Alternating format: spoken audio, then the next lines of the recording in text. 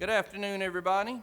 Afternoon. We will call to order the Horry County Solid Waste Authority Budget Workshop today, April the 12th. Appreciate everybody being here. We are missing a couple of board members. I hope they'll be here, but we do have a quorum, so we're going to go ahead and go through. And purpose today is the budget discussion. I'm going to turn it over to Danny or Jan. And Jan, you can lead us through. Okay, good Thank you. afternoon. Just a brief reminder of kind of what we do and how we prepare our budget. We have, I guess, typically really three budgets within this one book that you have here. We have the first budget, which is the Fund 4 budget, which is the landfill, operations, the admin, the MRF, collection, hauling, our public education, and corporate affairs area. We have Fund 6, which is the unincorporated collection system budget. As you're aware of course, those centers are owned by the county. We do operate them for them, and we prepare a budget. We always submit it to Steve Gosnell for his review, but it is a part of this budget book, as you'll see. And then finally, we do have what we consider our capital budget, which is our capital purchases. Any projects, any capital purchases over $5,000 are in our capital budget, and we'll briefly go over that as we kind of go through this as well. Just want to kind of give you a little information about how the budget was prepared. As Mr. Knight mentioned, we did meet with several members of County Council and Horry County staff back last month to discuss with them a possible tipping fee increase. The recommendation we received from them at that point was to not budget a tipping fee increase, but to not fund landfill construction, future landfill construction for the year, and to take that money and to put money into the budget for a fee study as well as balance our budget. So that's the way this budget has been prepared.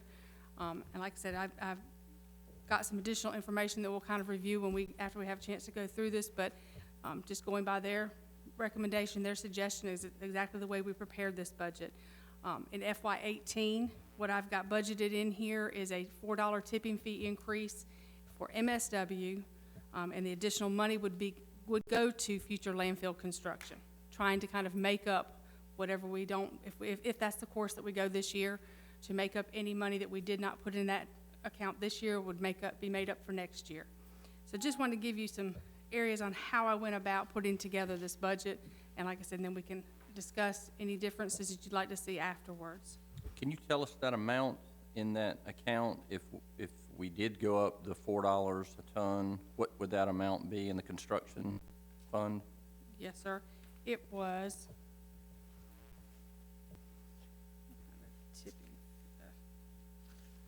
amount of tons I budgeted for next year. Right here. It was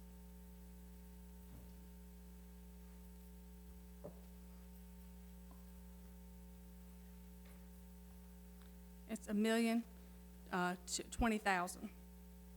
So it makes up, it kind of gets us back to even it does. by making up. There's $720,000 that we're not putting into that account this year.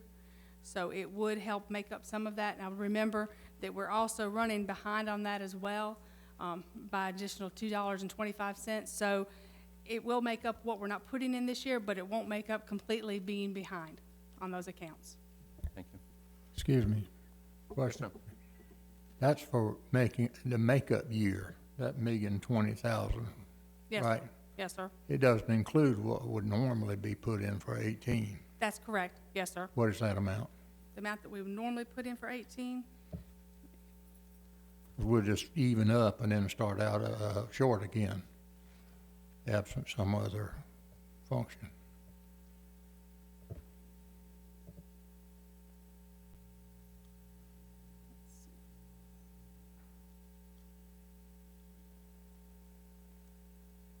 let's see, I have to see what we put aside normally per ton.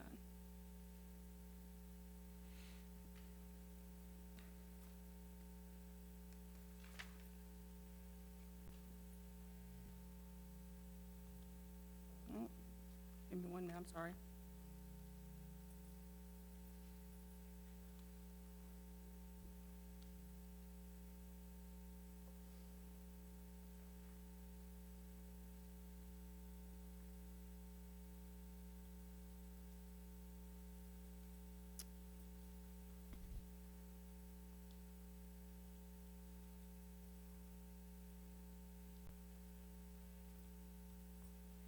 $734,000. So we would start out, FY 18, 700, you say 734? 734,000 short, because the $4 increase would only cover up for what we're not gonna do in whatever, 17. Plus, there's an amount, I know it's an estimate, but the engineer has recommended that we increase the amount being set aside for construction. Do you have a handle on how much that number would be? I don't know how much it is for just construction. Overall, he said we needed to be putting aside $2.25 per ton. That's for closure, post-closure, and construction combined. Additional to what we're currently putting aside, $6.25 per ton. He's saying we need to put an additional $2.25 per ton for all three of those, a total of $7.50, or, is that right? No, $8.50 per ton that we need to be putting aside.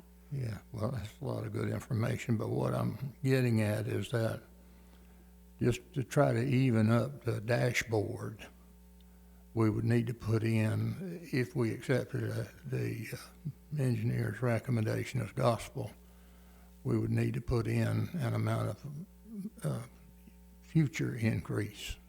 You're not prepared today to say what that is. I mean, you gave me three different numbers. Can you give me that number later? I can't, I mean, like I said, it's an additional $2.25 per ton is what we need to be increasing it to. Well, how much money is that?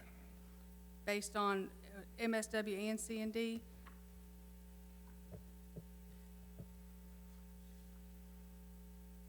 Based on this year's tonnage that we're estimating.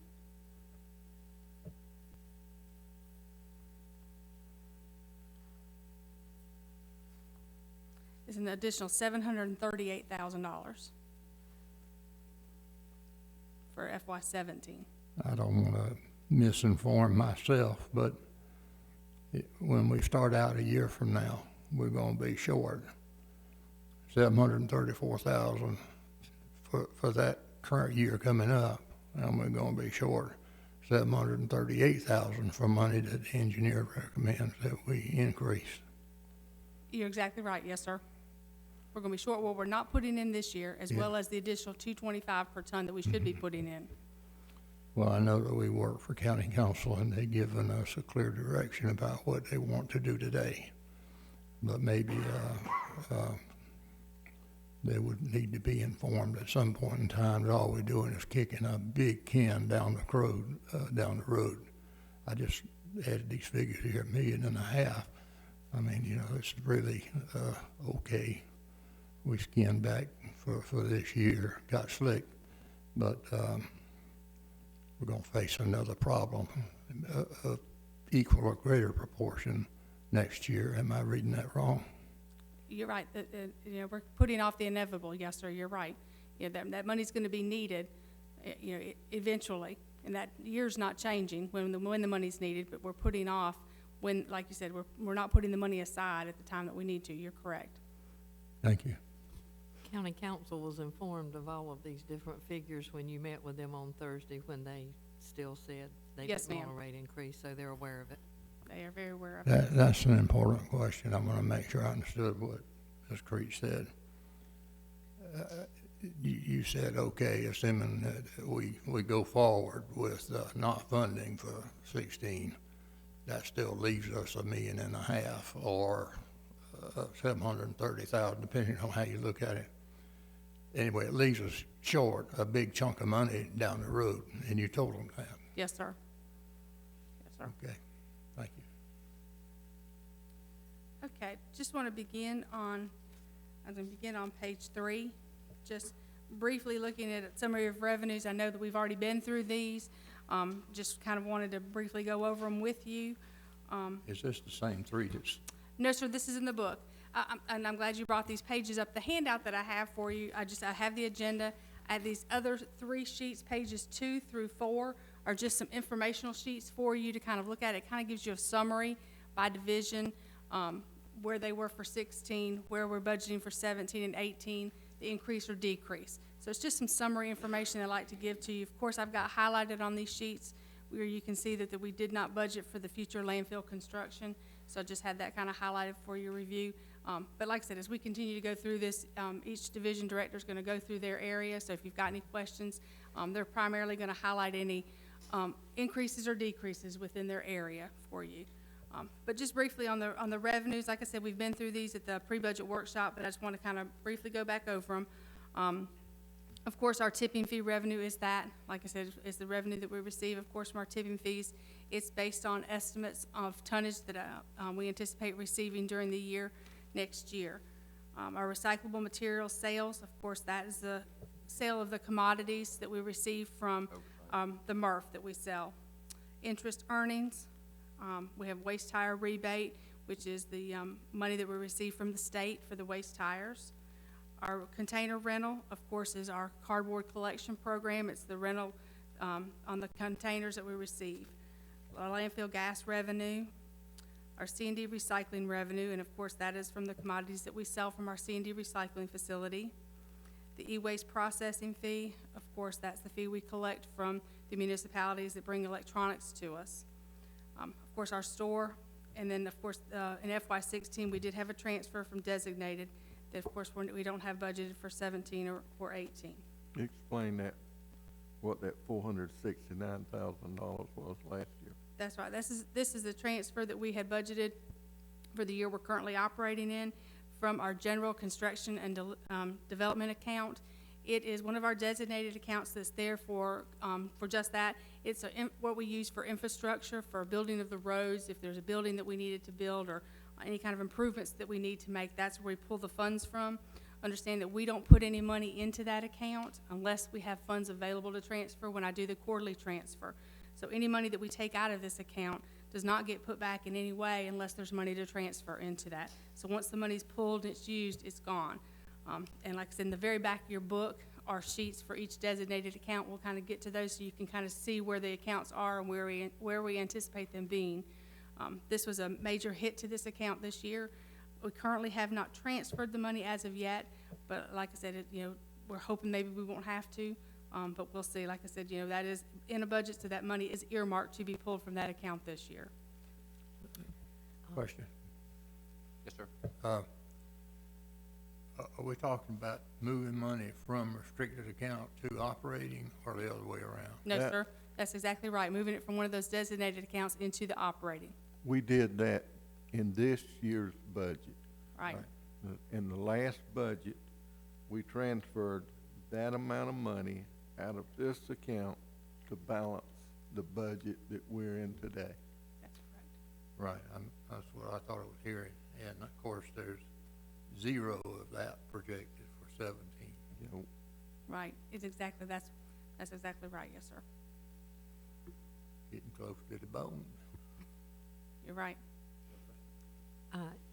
What is the e-waste processing fee seems to be a pretty big, you think we're gonna have a large increase in 17 and 18? We already have had. We already have It's had. gone up to about $650 a ton. And it's based on what the recyclables are charging us to process the material. They had a major increase this year. now, Mr. Creech, that's a pass-through, basically. We figure it, the county pays their part, anybody else pays their part, so that's not really coming out of our Right. tipping fees.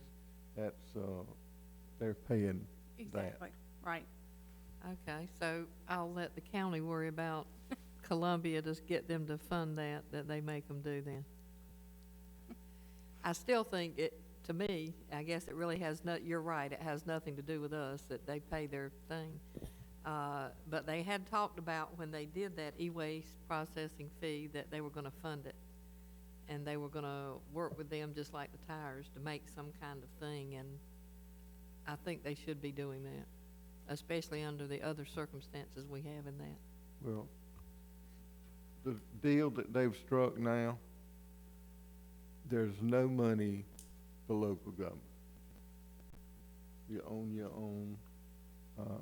I don't know where the Sonny money will go to or how they will do it, but that is not what we were led to believe when we first started 5 or 6 years ago on this road.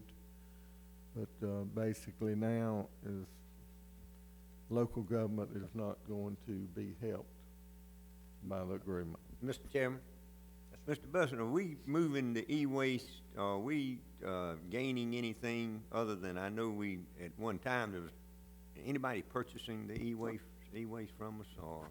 No, we have a contract, and they pay us some for the, computers, Right? hard drives, but all we do is take that money right out of the counties.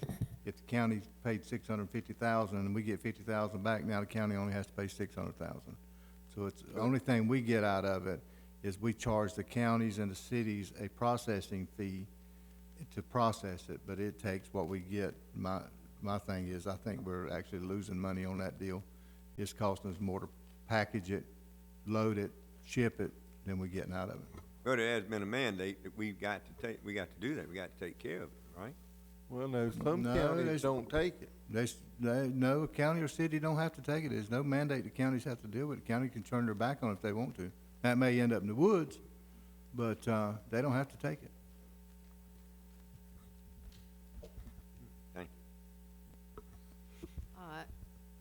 You really think we're losing money on packages and doing this? Why isn't the cost charged? Well, as when we first started, we had never increased that charge of $32 a ton for processing, sort of left it the same. But, we have a whole lot more handling in it than we did before. There's a lot more tonnage involved and a lot more manpower to get it there. I mean, you know, one time we were getting furnished some of the material that we do. We buying all the packaging products now, I think which it is needs- coming out of the county's money, those packaging products. if, We spending the county money. okay, if we're not, if we may need to look at that again, because I don't mind us breaking even. That's not a problem, but we need to do that. Okay. On page 4 is just a summary of expenditures. And like I said, we'll go through these a little more thoroughly as we get to division by division. On page 5, just want to take a look at our budgeted personnel. There are no changes in our budgeted personnel. The only change that you'll really see is that we had 5 unfunded positions last year. During the year, this year, we have taken 3 of those unfunded positions and put them and funded them into the MRF temporarily due to the Charleston contract. Once the contract is up, we will unfund those positions again. Those are just temporarily in that department for now. So we've been able to maintain our staff. The only increase that you will see, and we'll get into this a little bit more, is in Fund 6, where they've had to increase some of their part-time personnel. Mr. Chairman, I had a question on this 2 or 3 employees or whatever. Are they charged to the Charleston cost of doing business? Well, Or is that being absorbed by our company, so to speak? Well, they're part of the MRF costs. Now, when I break out the costs, whether they're Charleston or whether they're ours, I've just recently changed that after we've had a meeting with Mr. Vaught last week on how I'm breaking out the expenses for Charleston and the Solid Waste Authority. So it all has to do based on the cost to process the material. So it's built into the overall cost Of the entire MRF? of the operations. Yes, sir. The entire MRF operations.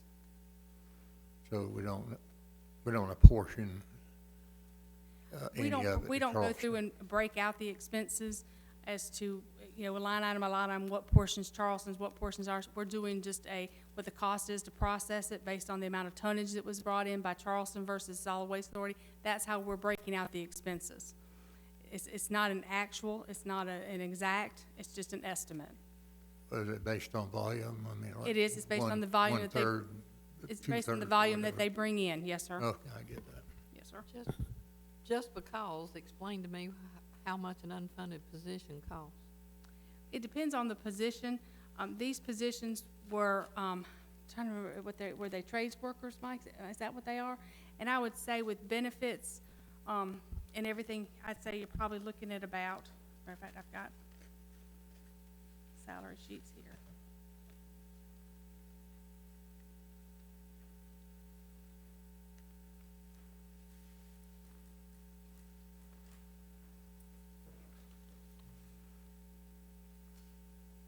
About $41,000. And since we're not funding the position and we don't have a real live person, where does the $40-some thousand go? We have two that are unfunded. We don't budget for them. So And we then don't budget for any of that. For two of them. Now, three of them, we are, because we did actually fund them and put them into the MRF operations this year. And we're going to have them funded for next year. Because Okay. they were positions Are that they we. keeping up with their job? They're keeping up with their job, yeah. But they also know that they're temporary positions. Okay, thank you. Let me say this too.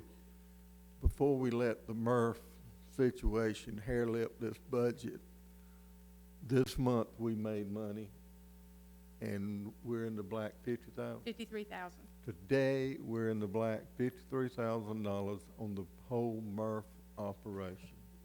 So, And, for the year, correct? Year to the date. year, we Year to date, we, $53,000 to the good. Well, that is certainly good news, but how would you break that down between Charleston and Horry? We've breaking it down just like we've always broken it down, just like Jan just said. It's based on their tonnage and our tonnage. Yeah, But the whole MRF operation is in the black. I get that part. I don't know how you would do it any differently without getting into the minutia, but one could make a case that it might not be a correct case, that we would have made more if we didn't have Charleston. No, Or No, that sir. we would make less if we didn't Right. have Charleston. You know, that's more of a subjective judgment than it is a finite number, because we just, we relate expenses and costs and revenues based on tonnage brought in, not based on actual handling, correct? Right. We took a look last month, and we did an analysis of where we thought we would be if we did not have Charleston's material, just based on our material.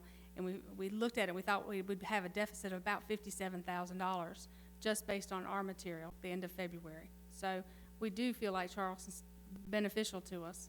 Well, it was that much, but I get what you're saying. Thank you. Okay, I'm going to begin on page 27 with the general administration. I'm going to cover my division. Just want to kind of go over. Oh, I'm sorry. Yep, there's some extra books right there. Yes, sir. Just want to kind of review for you for all the divisions. Of course, one thing that you will see, of course, is an increase in personnel costs. The way that we, like I said, the way that we do this when we budget budget for our STEP plan. I want to give you a little background, a little bit on our STEP plan. That is a plan that we put into place several years ago. Each employee receives an annual evaluation. Based on that evaluation, if they receive at least a 3 in every category on the evaluation, it's not an overall 3, but they have to receive a 3 on every category, which is a satisfactory rating, then they are eligible to receive a 3% increase. And that 3% increase is based on their starting pay, not on their current pay, but on their starting pay. So therefore, we're able to, budget every year as to what kind of increase they'll be receiving. So it is a STEP plan, but it's also, like I said, based on an evaluation as well. So it's not a given that each employee will receive that, but we do budget for that STEP plan. We do have in the budget the annual bonuses as well. We have an increase, of course, for retirement. We always budget I'm sorry, not an increase for retirement, budget increase for insurance, for health insurance. We budget a 20% increase in health insurance. We did receive information that the state health insurance for the employer's portion was going up just a little less than 1%. However, we budget an increase because of our budget being so small and because of our limited funds. There's a large change when you have employees that possibly change coverage between full family coverage or single coverage. Single coverage runs the employer, our portion of it, around $6,000 to $7,000. Full family coverage, our portion to cover, runs about $16,000. So, you take 1 or 2 employees that leave during the year that maybe had single coverage, you hire somebody new that picks up full family coverage, that's a $10,000, almost a $10,000 swing that we have to have covered somehow, which is why we always budget a 20% increase. Like I said, I know there was some discussion when we met with the county about why we budgeted such a difference. That's why. They have a little over a $400 million budget. They can cover those change is a lot easier than we're able to because our budget is so tight. So, we do budget, like I said, a 20% increase for our health insurance. Same thing for our workers' comp. You'll see a 20% increase in our workers' comp. I know Ms. Powell had mentioned to you, I think at the last, board meeting even, we have seen some increases in our workers' comp due to not maybe the number of accidents, but the fact that the accidents that are happening are a little more cumbersome on some of the employees because of their age. So we do have some things along those lines that do cause some increases, so we have budget increase there as well. So you'll see that along the lines with every department, those same type of increases. Shannon, on the step increase, if the 3% is based off the starting pay, do you have a grasp on what the impact is on a percentage basis across the board?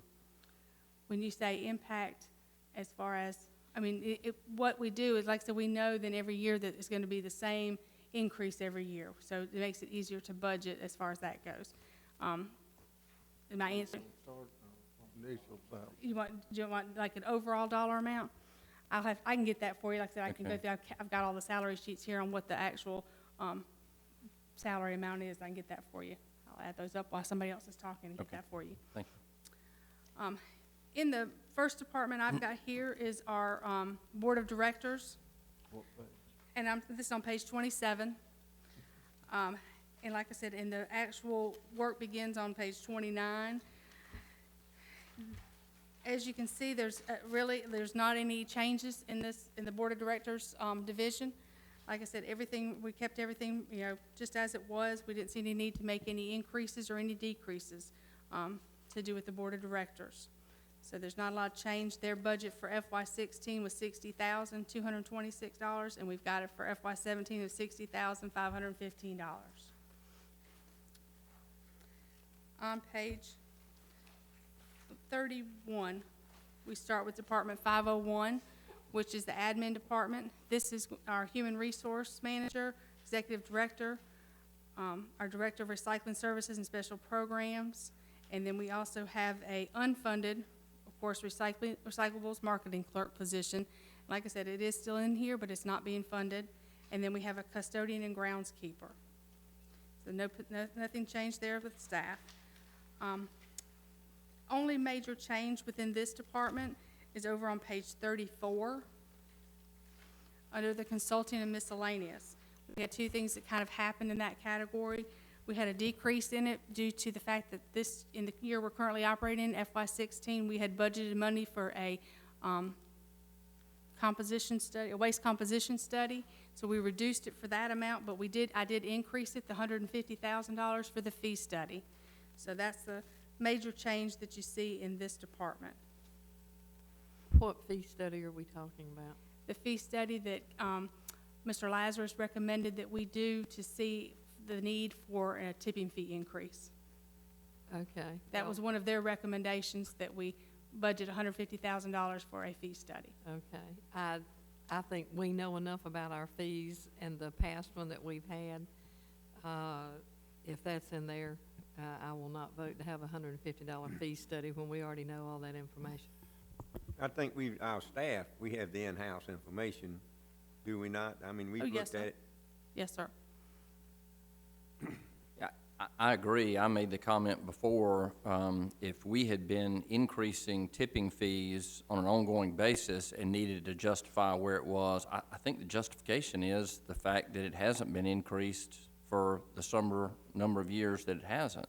And sitting on the other side of the table as a customer, if you came to me and said, this is the reason why we need to increase, your tipping fees hadn't gone up in 17 years or whatever it is, then I understand that.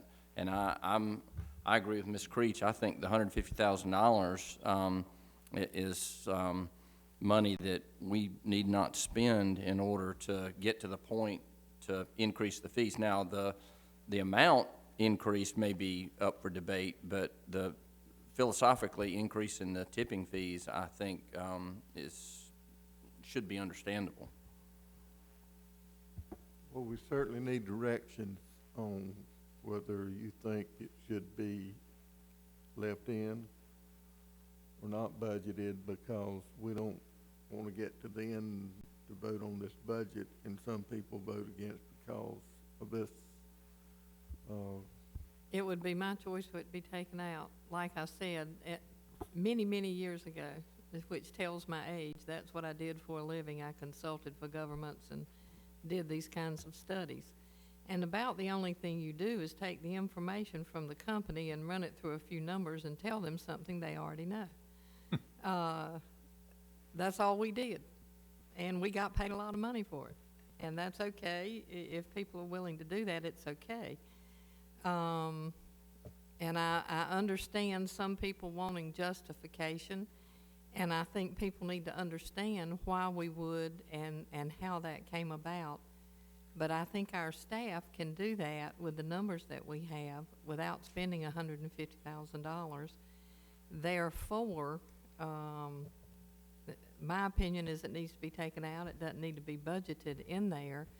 We have other things that would be better done. We also have a study of several years ago that gives us an idea of that. And we can look at all of the components, the pieces of the puzzle, and prove those in black and white without having to pay $150,000 for that. And that's just my opinion.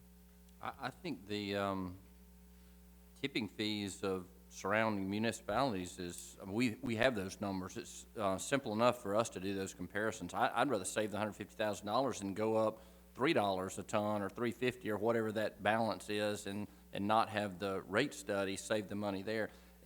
As much as we're struggling with the budget, I just have a hard time agreeing with paying $150,000 for a rate study. And we may be required to do it, I don't know, but I think being fiscally responsible to plan for that when we're having to cut funding for construction funds and stuff might be irresponsible on our part. The staff has already made that, you guys have looked at it and, as far as looking at increasing fees and so forth, so y'all basically have made that study already, or that determination from what you guys gathered in the last 12 months, right? Yes, sir. Yeah, okay. I suspect that I need to be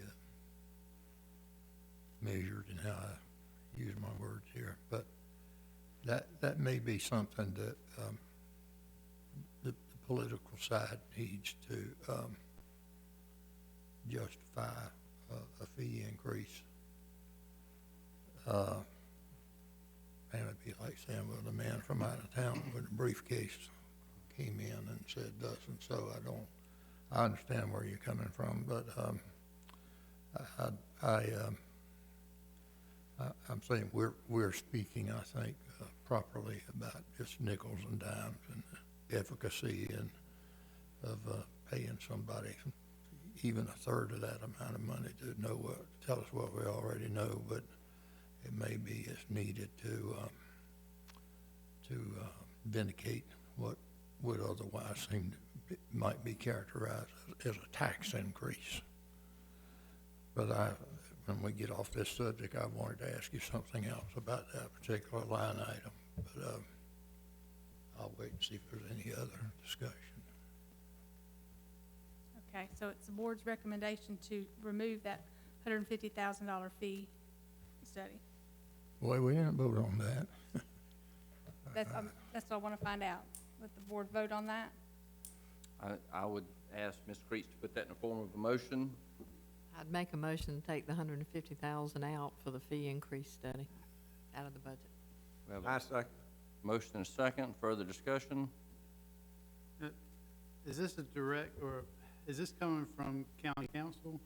Yes. It was coming from, there were 3 members of county council at this meeting when they recommended this, and a couple staff members. At INR? No, sir, it was just at a separate meeting that we had on our budget to discuss the tipping fee increase with them. It was chairman, and then 2 council members, and then a couple of staff. Well, if county council wants it, they're gonna get it. I agree with you. I think it's a waste of money. But as we've learned recently, the county council says go. Well, I will say all of county council didn't do that, but I'll also say county council is a political body. This one is not supposed to be. We're supposed, in my opinion, to make decisions on the best way to spend the money to run this organization. If county council chooses not to approve our budget because we're not willing to spend $150,000 on an unneeded study, in my opinion, that doesn't mean it's theirs or anyone else's. That is their choice. But from what I believe I'm here to do, it isn't to make political decisions, and I don't vote on things for those reasons. Well, I recognize that, in a perfect world, we wouldn't have to make, budget decisions based on how it might look politically, but, as an alternative, might we consider making a recommendation back to those same three people? As you pointed out, Pam, it was very much a minority of council, and, I just say, would you all reconsider this as opposed to turning it down and making them look bad, perhaps?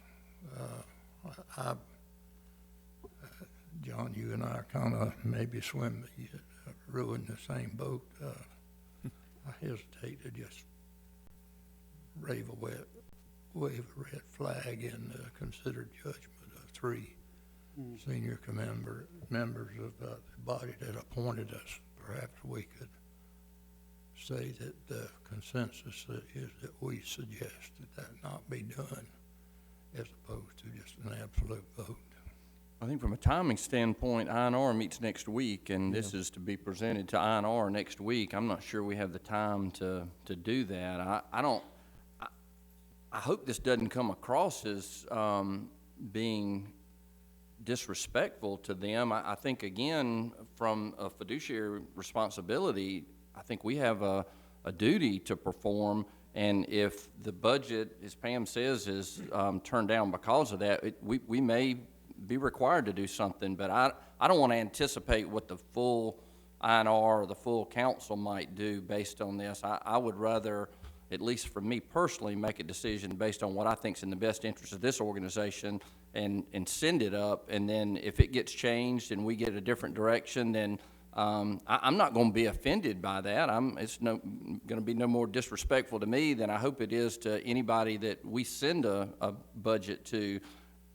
To me, it's if we decide as a group that that's not the best money, we're struggling with this budget. I mean, that's $150,000 that could be saved, and we're cutting and as Mr. Gray said, getting close to the bone, and so I think from a responsible position and the duty that we've been assigned, then I'd rather do it that way, and then if we need to reconsider based on what the reaction is to our recommendation in presenting this budget, then I certainly think we would do whatever is necessary after that fact. I agree with that, and let me say, I think all three of those council people are reasonable men. I think they may want for us as board members, even though we discuss things at different meetings, to come back and give them an idea of where we are and where our budget is.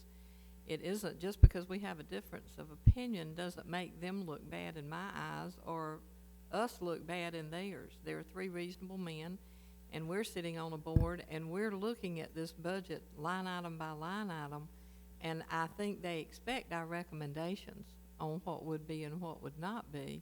And after we do that at that point, if they have a problem with that, we'll look at it differently. But I think all three of those council people would expect us to give them advice, line item on this budget, and at that point, once they have that advice and they have all that knowledge, their decision may be different as well. We have a motion and a second. Any further discussion on the motion that's on the floor?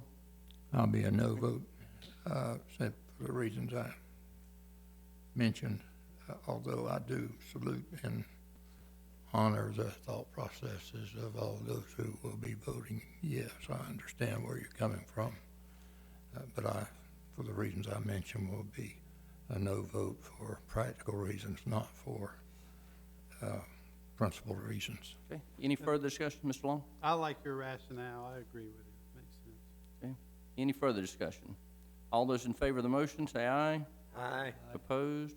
No. It's one no. So I think we can just explain that what our concerns are. It's not that we don't necessarily agree, but that with the funds not being readily available, again, I can sit from the other side of the table as a customer, and I think that staff or board members could explain it to me as a customer, that the reasons why, especially in light of what we know are the current tipping fees of surrounding areas and the fact that it hadn't gone up in a number of years. So hopefully we can express our concern about the reasoning behind, no disrespect meant, but just the concern about spending the money wisely and balancing the budget as best we can.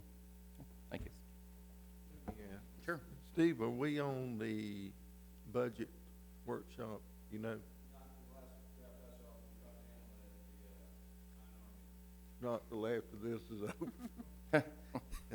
But we do go to INR, we'll present, and then, we may end up going to the county budget workshop. Right. But what we agree on today will be in the new book, will be what's presented to INR. And the way it's set up, we will probably have time to amend our budget at our regular council meeting, board meeting, if in fact we get some kind of heavy direction. So I think we can get there. Would there be a recommendation from staff on reallocating those funds if in fact it was supported not to go through the rate study? Put it back in the construction account, Okay. future landfill construction account. Okay. Yes, sir. That kind of addresses the concern about how much further we're getting behind out of that. It at least helps us start to catch back up Yes, and, okay, And as we go through here, there may be some other things okay. that we have, y'all may want to pull out. We'll tally up, and then we will know, Great. what we look like. Thank you. Mr. Gray, you had another question on this line item? Yeah, speaking of 2415, 2015 or 2016? I'm sorry, account number 2415, okay. yeah, that's where the 150,000 is that we Yes, were sir. talking about. Yes, sir. Is the rest of it for lobbying or expenses paid to our lobbyists for consulting? There's only a portion, $50,000 of it is for lobbying. The rest of it is for, we also have our engineer that we pay out of that. Each year, he helps with the financial assurance and some other information that he gathers for us during the year, and that's for that as well. So only 50,000 of it is for the lobbying. Do you anticipate that we'll be paying our lobbyists in an amount in addition to 50,000 for non-lobbying consulting services? No, sir. Okay, so it gets a straight 50,000. Yes, sir, that's It what, don't that's what the matter board what, approved. it don't matter what he calls it. That's all you're gonna get. That's what the board approved, was $50,000 for the lobbying. And that's what we budgeted, and that's what Mr. And any other services that he may, 50,000. okay. Mr. Chairman, that was a Yeah. cap, though, is that not correct? That's right, that's the cap, that's right. Yeah, he may Right, not that get was a that. cap. That's exactly right. Mr. Knight will negotiate a contract. Yeah, well, the point that I was going to was not the cap or even the amount, is that I just learned in the past few months that, at times in the past anyway, we've paid our lobbying firm for non-lobbying consultation. We did, yes, sir. He helped with the piggyback permitting and different things at the time. We had different And projects so going on. When you write one check, that could be confusing, but you're saying, and Danny's saying, it don't matter what he calls it or what we call it. The most, as Mike says, that we're gonna pay that particular firm is 50 grand, and it may be less than that. And it may be for actual being in the lobby and buttonholing and so forth, or it may be for looking up something else. But whatever it is, it won't be no more than that. Yes, sir, that's the cap. Thank you. Mr. Chairman, but if we ask the lobbyist to do something else, so, we have to pay him for it. Well, yes, sir, if we had a Right. contract with him for If some we, other. I mean, just like you're talking about, he helped us with the permitting process on the piggyback, which Yes, was sir. an awful lot of work. but, we'd have to pay him if we require him to do so. And you'll have to approve that. That would That's have to come right. back to the board. Come back to the board to be approved. That's right. That's Right. Yes, sir. Okay, that's, the biggest change with Department 501. I'm gonna move on to page 37, which is the Finance Department. You will see one change in personnel. We had a clerk 2 position that we, a clerk 1 position that we moved from the Finance Department to the Landfill Department. This is an employee that had been working, doing some, primarily their work responsibilities were up at our landfill office. So, we transferred that position this year from the Finance Department to the Landfill Department. So you'll see a decrease in personnel costs in Department 502, but an increase in 510, and that's why. On page 39, like I said, as you can see, the salaries amount did decrease, and that had to do with the transfer to, like I said, to the landfill. The other line item I kind of wanted to review with you is on page 41, merchant fees. As this is something that we talked about over the past couple of years, we are now paying for our merchant fees. So we had to budget some, but we also are recouping those merchant fees. We are charging $2.50 for every credit card transaction at our Scales House, as well as when they go online and make a payment. So even though we're paying costs, we're also recouping some of that in our costs. I think during the year so far this year, we've paid around $16,000, and I think we've recouped about $11,000 back in that, because we're charging a flat fee. At the time, the bank won't allow us to charge a percentage, and of course, our Scales House won't allow us on our software to charge a percentage, but yet merchant fees are based on a percentage. So there is a little bit of discrepancy. We're hoping to get that changed, especially online. Wells Fargo was working on getting that changed, so hopefully in the near future, we'll be able to change that to a percentage and not a flat fee when they pay their bill online. So we're hoping to get that gap closed even closer. You know what the budgeted amount in revenue was? The budget amount and the revenue was, I think, around 15,000. So that's all that I have. Oh, I'm sorry, I do want to go over on page On- 42. I'm sorry, Oh, before yes, you ma'am. leave that page, Mhm. would you explain the bad debt? We budget an amount in there for any uncollectible accounts. I have to say that we are very fortunate. That amount we've had set for years, and we have very little debt that we write off. None on our landfill accounts that I'm aware of. They are, I can't think of anything off the top of my head, because we're very good to work with them. Plus, we have an outstanding credit policy. Thank you, Mr. Jones. That, like I said, that we don't have a problem with collecting, because we're allowed to cut them off if they don't pay their bill, that type of thing.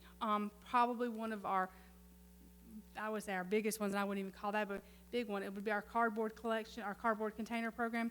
Because those are handled a lot of times by corporate accounts and they change hands so much, that there might be a little bit of a write-off there, but we're very fortunate that it's a very small amount. I would say probably, under $1,000 a year that we might write off. And with the cardboard container program, if we have to write them off for non-payment, the only way they can get their container back is they have to pay any amount that we had written off.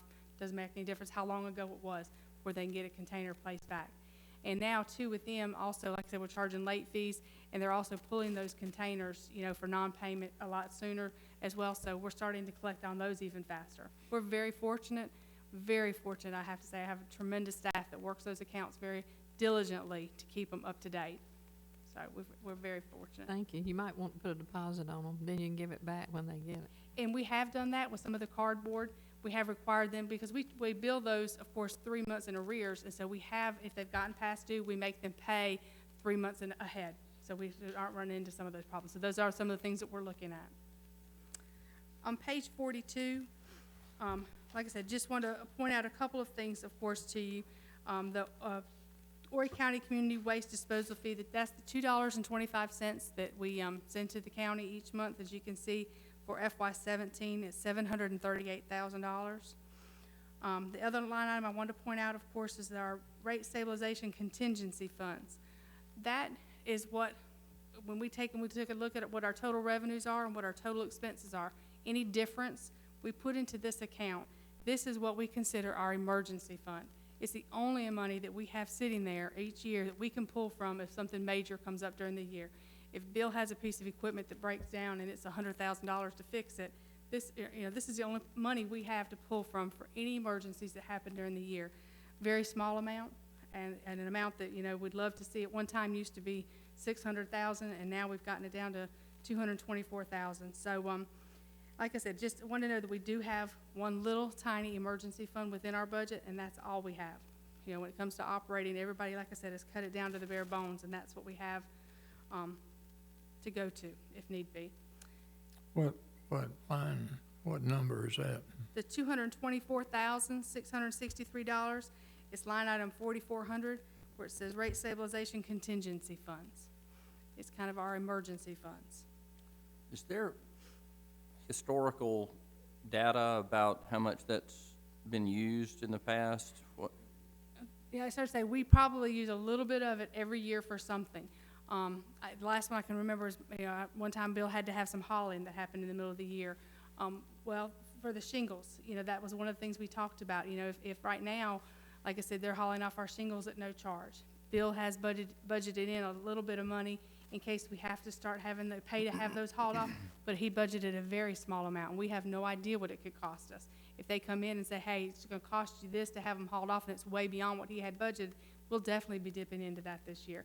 Those type of things are when we're having to use it. Something just wondered, changes during last the year year. versus the year before versus the year before. I mean, what's a dollar number And out of? I can go back and look for you, like I said, to give you an exact, you know, like I said, luckily, like I said, it's not huge because we haven't had a huge amount to pull from it, but I'll go back and get some historical data for you on that. Does the tipping fee for shingles not cover that? I know in the past, we haven't had to do that.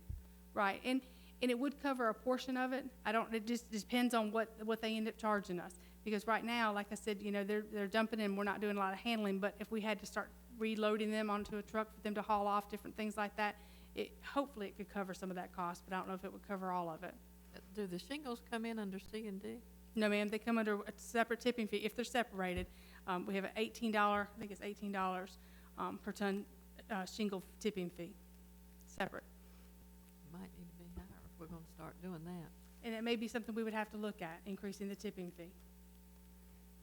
And any monies not used out of that account are at the end of the year. Or just lost. It's not an account that builds up. It's not one of our designated accounts. It's just an operating fund, kind of like a utility. You know, you're budgeting money in electricity that you may use during the year. Same thing. We're budgeting some money there in case we need to go to it. There again, the only way we can use those funds is with Mr. Knight's approval. We have to have his approval. So Whatever was plugged into there came Came unplugged. unplugged. I'm not sure what that So in is. other words, that carries over to the next year, it just, No, ma'am. It's a kind of a use it or lose it. It's just money in the operating budget to be used this year if need be. If not, it goes away. That's why each year it can change. Just depends on how much you have left over between your revenue and your expenses. Could be that we would have a year that there might not be any. You know, we try to always put at least a little bit in there. That's one of those items that we try to budget for. and But how in- much do you have in there right now? Right now, we budgeted at the $860,990. So far this year, we have not used any that I'm aware of. And we have how much in there, say that again? $186,990. Okay, thank you. So at the end of this year, that just kind of is used to balance the budget over, in the big Yes, sir. scheme of thing. We may be over somewhere, under somewhere, and that's just. Yes, sir. That's money saved that helps, okay. That's right. Yes, Good. sir. Thank you. Okay, I'm going to turn it over to Bill, let him kind of go through his division with you. Good afternoon. We'll first, on page 46, the environmental division. One of our first changes that we had this year was account line 2425, monitoring and testing. We went up about $25,000. What that is every 5 years, our landfill gas engineer has to come in and take emission samples all over the landfill and do a report.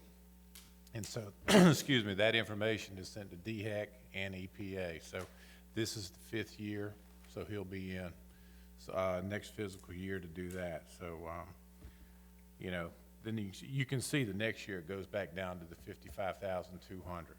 So that's pretty much the only big change we had in Department 504. Everything else is pretty well spot on, just a few dollars here and there. If you move over to page 50 and the disposal division landfill, down at the bottom, account line 2115, electricity and heating, We've increased it from 65,000 to 108. This year, we've had, as everybody knows, we've had a tremendous amount of rain. And we've had to run 2 electric pumps in our bar pit. That's where we get our cover material out of.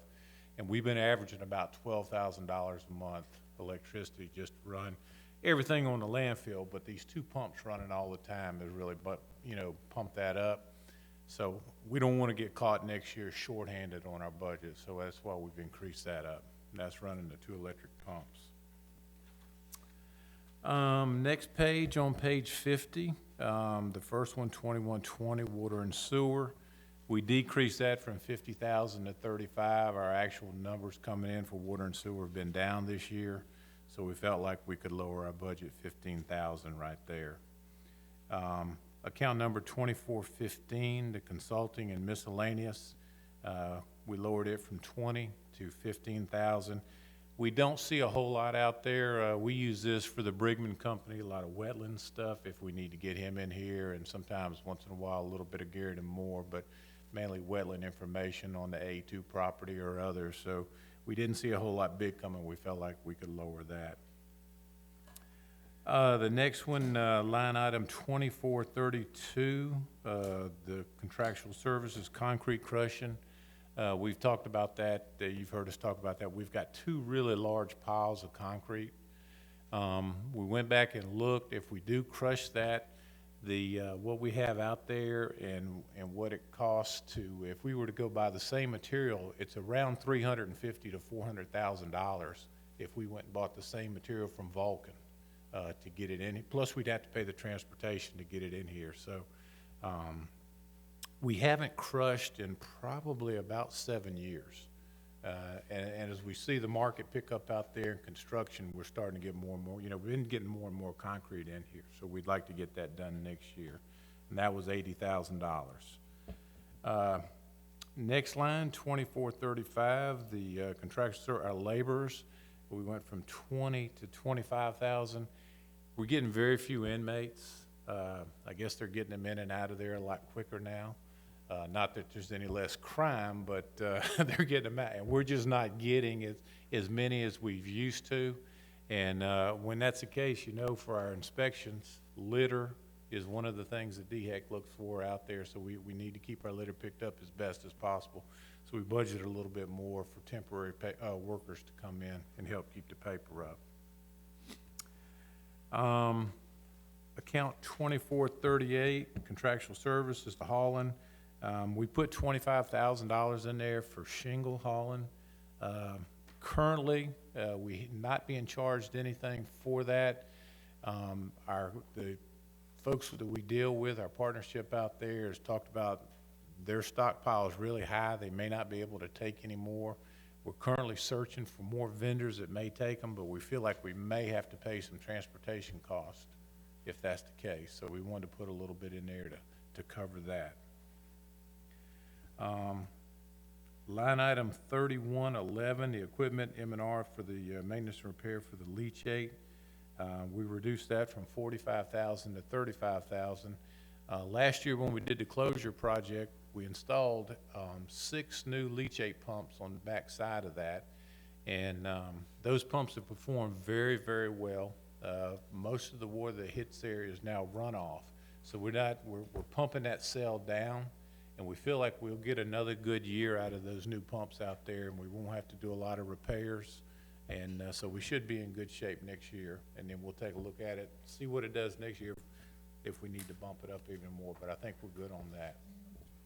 Before you go on to the next page, once you crush concrete, what do people do with it? It's our road bed. We don't sell any of it. We use it here for our road bed. Okay, that's what I was thinking. Right, We it's would for our use it own here, use. But we can't do that until we crush it to a certain. We can use it. We have to run over it quite a bit with heavy equipment, with dozers and all, to try to crush it up a little bit more. And it's a little bit more rocky, no pun intended, and bumpy out there. But yeah, if it's crushed, it gives you a more level surface for the trucks to run over and helps your road tighten up a lot better. Yeah, thank you. It increases the stability on the roads. Exactly. In a crushed form rather than you trying. Right. Okay, next page, page 52, we're still in the landfill division. 3130, our sustainment contracts, those are TM&R, total maintenance and repair contracts that we have on our equipment out there. We went from 89,000 to 125. We bought a lot of new equipment in the year that we're in right now. A lot of that equipment, we only were paying 6 months this year, TM&R. Next year, it'll be a full 12 months out there. So, and then we've got I think one piece next year to go on TM&R, but, you know, we got a new compactor in, so that's what's kind of bumped that up, but that TM&R is the way to go on heavy equipment out there. Let's see, that's, I think that's all in Department 510. Bill, let me ask you one question. I know you mentioned the rain, and we had just historical flooding back in October, and obviously a lot of rain in January and February, but if we don't have that same level, is there a chance that 108 goes back down to 65 from your electrical cost? I mean, It possibly could. I mean, we've bumped that up for 17 and 18 to a pretty significant, I mean, to me, that was almost a flyer that what we had. I just wonder if planning for that, what was historical type levels of rainfall, is necessary for the next 2 years. Well, my concern there is the way the budget is, it's so tight. If it did rain again, where would we go get the money for that shortfall that we would have? And at the end of the year, that balances out. Okay, thank you. That was my thinking on it anyway. Jan won't turn loose any money to us. I'm well aware of sandbagging, so I know. Thank you. No, that's not it. I mean, I would love I'm for it just to be kidding, over yeah. budget, really, just kidding. you know, but it just, it's been Yeah. tough this year. I Page, hope we don't have the same kind of thing, Oh. not only for that reason, but for a lot of reasons. no, Yeah. we just don't want that much on the Right. landfill, period. Page 56, in the yard waste division, account 3110, under equipment maintenance, we bumped it from 100 to 150,000. We're spending 150 this year. The grinder that we have is a 2008 model. It's got almost 7,000 hours on it. We've got to keep that grinder 2 more years. And so that means we need to really keep it in the best tip-top shape that we can, and do a lot of preventive maintenance. We've done some rebuilds on it. But it's just taking that much to keep it up this year. We feel like it's gonna take that going forward, talking to staff. That's all in Department 511. If we'll turn over to, Question, please. go ahead. Yes, sir. Which division or what line item deals with, I always get the words mixed up. The one where we put the food waste with, is that called mulch or compost or? That's in 511, yes, sir. That's what, That's in the yard waste, 511 division. what page is that on? We just came out of there. Page, different one, 56 is where I was. And, I know, several years ago, we started with, we wanted to do something in the way of, fairly major difference. We wanted to, emulate or use as a model the Charleston way of doing things, and we bought $50,000 worth of bacteria, and I think we had to buy a new piece of equipment, and we were gonna turn it more and run the roads higher. I'm getting some of the terms mixed up. No, we didn't spend 50,000. We only spent about, for this year, we spent about 15,000 on the bugs for the food waste. And we haven't bought any more equipment. The funding wasn't there. We had it budgeted to get another wheel loader to help mix it. The funding wasn't there, so we've been just operating off what we've had. We do need that other piece, but unfortunately, we can't afford it right now. I guess where I was going is that, you don't necessarily have to give me any numbers, but, you know, we changed something that from something that we weren't doing into something that we are doing. You know, we got yard waste mixed with, wet garbage now. It makes a better, like what my mama used to have in the backyard with newspapers and kitchen waste. What do you call it? Compost. Compost, thank you, that's the word I'm looking for, yeah. And, how we doing on that? I mean, is there a way to look at that, Yeah, cost, we've revenue? generated, we've got our first little compost that we've got from the food waste out there, and we've sent it off to the U.S. Compost Council to let them take a look at it and look at joining that. We get about 2 to 2.5 tons in each Monday, Wednesday, Friday, and we mix it out there. And you know, I encourage you to come on out. Let me take you out there and let you show you how we do it. I wanna Take- buy some of it. I hate to be so specific, but I mean, If you I got a brand drive new. that new pickup out here, we'll be glad to load it for Well, you. don't hit my truck with that loader now. Oh, no. We wouldn't do that. We'll dump it right on top of it for you. And there. I know it's But, the bowling alley, right, Walkmore Lane too. Yeah, that we, pays the fee. we've got some of that. We don't have a whole lot of it right now. The folks from Smart Recycle have come out and purchased a good bit of what we had and taken it back to the schools. And, I don't know if you saw the talking about the glass marble. little short thing on WMBF. They wanted to do the complete circle from the food waste, picked up, comes out here and goes through the process, and then they pick it up, take it back to the schools to put it in the ground. So, you know, it's moving along. We don't have the volume coming in that Charleston does Yeah. at this time. And we also need really, we need a better product to come in here with more leafy green vegetables. We get a lot of, for lack of a better word, slop, you know, that comes in from this, he's only got about 7 schools and CCU and I think some coffee grounds from a hotel. And, but we need some green stuff to really boost up the nutrients in what we have out there. Thank you. Exactly. Has it been certified yet? I know you said. Not no, yet. We've sent it off probably another 2 weeks. Hopefully we'll hear something from U.S. Compost Council. I was hoping, I'm assuming the people that are doing this now are looking for other contracts and more schools They are. and to bring that in. Yes, ma'am. I don't know, it was about a month ago, and Esther and Stephanie and I had I think with the owner of the company, we had a conversation. And he's really hoping by, when school starts back next school year, to have every school on board. That's his wish. Right. And he's working hard. You know, they got, I think, some new salespeople out here trying to work with the restaurants and grocery stores. So he's working hard at it and just getting people to buy into it. Then, you know, bring it to us. We'll take it. I appreciate y'all doing that, and I also appreciate you doing it without buying equipment. We had discussed that in the program before that, and I know if it really gets to be a big thing, it probably will have to, but from what you said, he's bringing in tons every week. That's about 360 tons a year.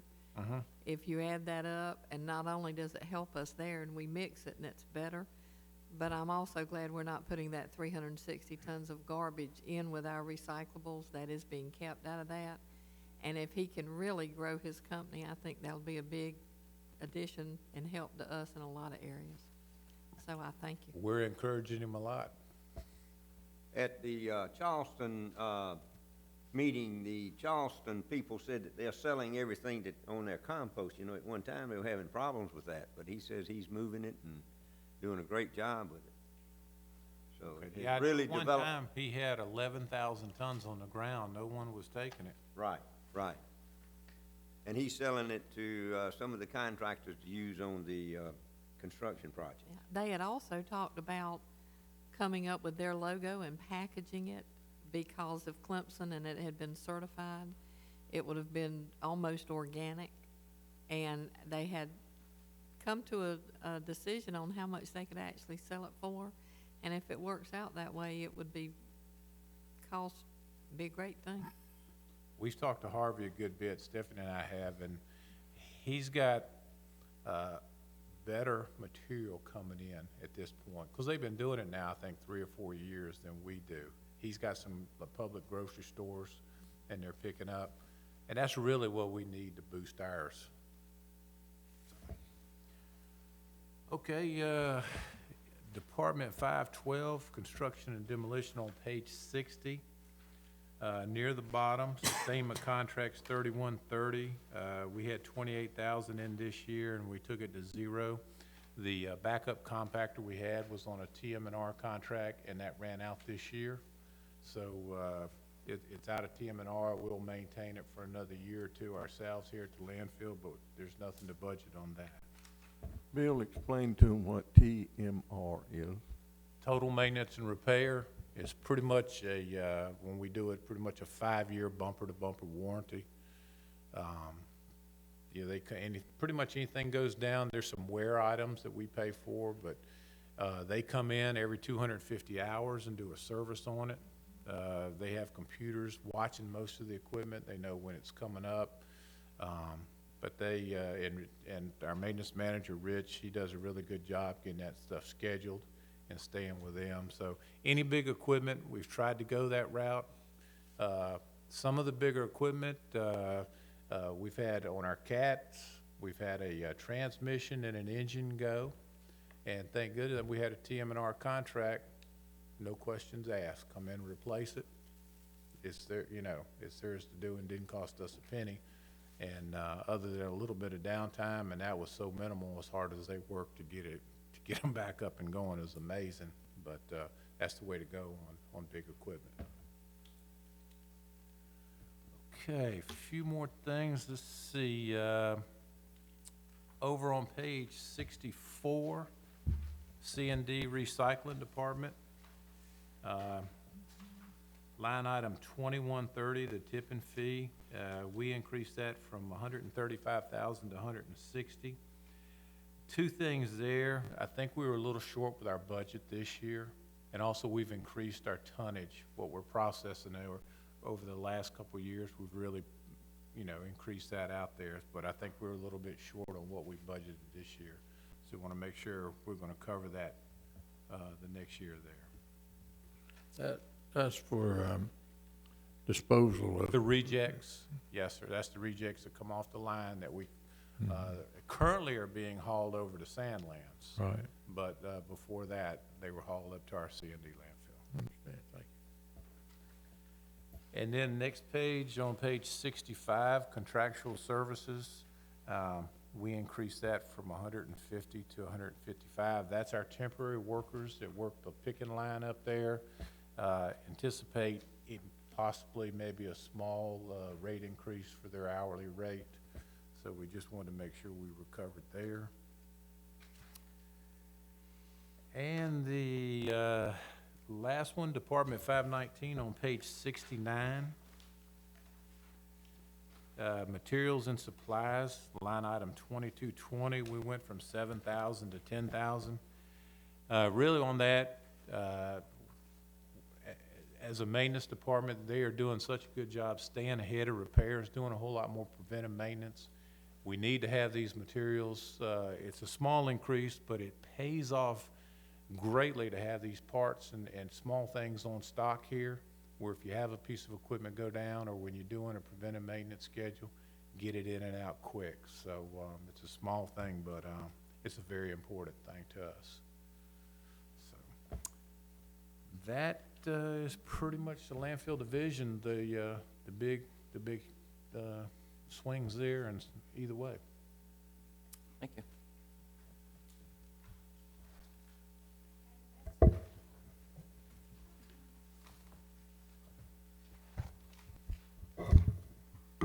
Good afternoon.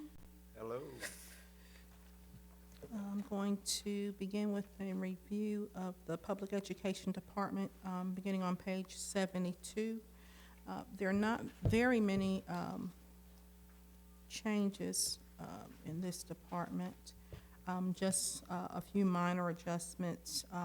One being in line item 2325, promotions and public relations. There's a slight increase there, and that's due to increases in both our phone book advertising and our website hosting. It's very small increases, but those are there. On the next page, again, everything's pretty much held to the same budgeting as last year. A couple of decreases, slight increase in small equipment capital, but for the most part, all in line. There was a decrease on page 74, line item 3120, fuel and lubricants, and that's primarily because gas prices are down, and we're praying they stay, well, part of us pray that they stay down, and the other part says those prices need to go up, because that means plastic goes up and that we're trying to sell. So that's pretty much all to Department 503, Public Education, an overall increase of about 2%. The next department would be the Corporate Affairs Department. And again, we're pretty much held this budget. Actually, this one went down as compared to this current year. We did have a decrease in our telephone and fax amount on line item 2125, and that's just kind of tightening up some costs there, as well as a decrease in our small capital line item 2222. So this department actually saw an overall decrease as compared to fiscal year 16 of about 1.7%. And unless you have some questions, that's all I have.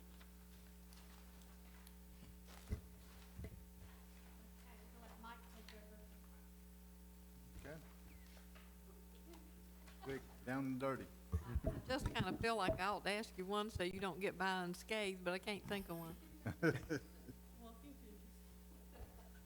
When you reduce your budget, you deserve not to get asked any questions. That's a good job. Go to page 83. Probably the biggest change in the whole budget on page 83 under 2430. Give time for everybody to get there.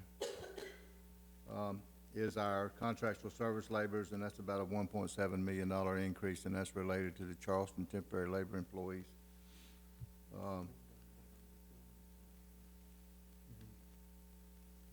The contractual service for electronics has went up, and that's due to the increase in cost. And our equipment maintenance has went up. We went up on that about $70,000, and that's related to the increased use of the equipment in at the MRF. So we were at $180,000 last year. We're going up by about $70,000 in that. Any questions on that? Is there any equipment that could make us more productive in that, that's not millions of dollars? Well, That you can find in this budget to pay for? you know, CP Manufacturing came out with some people from Charleston County and did an audit on the facility that we talked about at the board meeting. They made a recommendation of us putting a foot pedal in, which actually stops the pre-sort line, but doesn't stop the rest of the line. So it keeps the rest of the line moving if you got an issue in pre-sort, where in pre-sort you take out stuff that's not supposed to go through the line. So before we had to stop the whole line. And then it took us longer to restart the whole system back up. So now all we have to do is release a foot pedal and it takes off again. We did do that. We increased that, and we did several recommendations that they had in there. The only thing that I could see us getting any better is an optical sorter, and we've seen them anywhere from just a machine by itself at $350,000 and doesn't include the rework of the line. If I could get a bunch of robots rather than employees, we'd get a lot better. Amen. Maybe some of we the go- students from Coastal would like to donate their time just to see what. We'll take some anything, place- you can get anybody out there, we No, take no, them. no. We go through it, give you an example, Saturday, we had to work Saturday because we had some downtime during the week, we had to work this past Saturday. We had 31 people show up, which is what we need on first shift. And I got a call about 1:30, said there's 13 out of 29 showed up on second shift. So, and we have those swings. Some days we have 16 people show up out of 30. Some days we have 30 show up. We average hiring, or the temp agencies average producing about 10 to 12 new employees a week. Okay. You're also sending them home now when we run out of Yeah. materials, which is helping to save We money did that in too as February. well. We did that in February. Okay. Isn't that situation pretty common, whatever the industry and that pay grade and that type of work? Yeah, it's like that. It's just. It's not us, It's just that type of work. that's the nature of that beast. Yeah.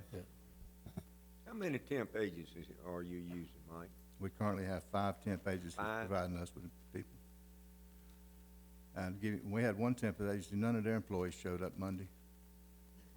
What did we do to them? Let's see, one of them had a car broke, one of them had a broken arm, one of them had to go to the doctor, one of them's aunt died. For one the of 'em- second time. so- Maybe the third, so Well, you hear all kinds of stories.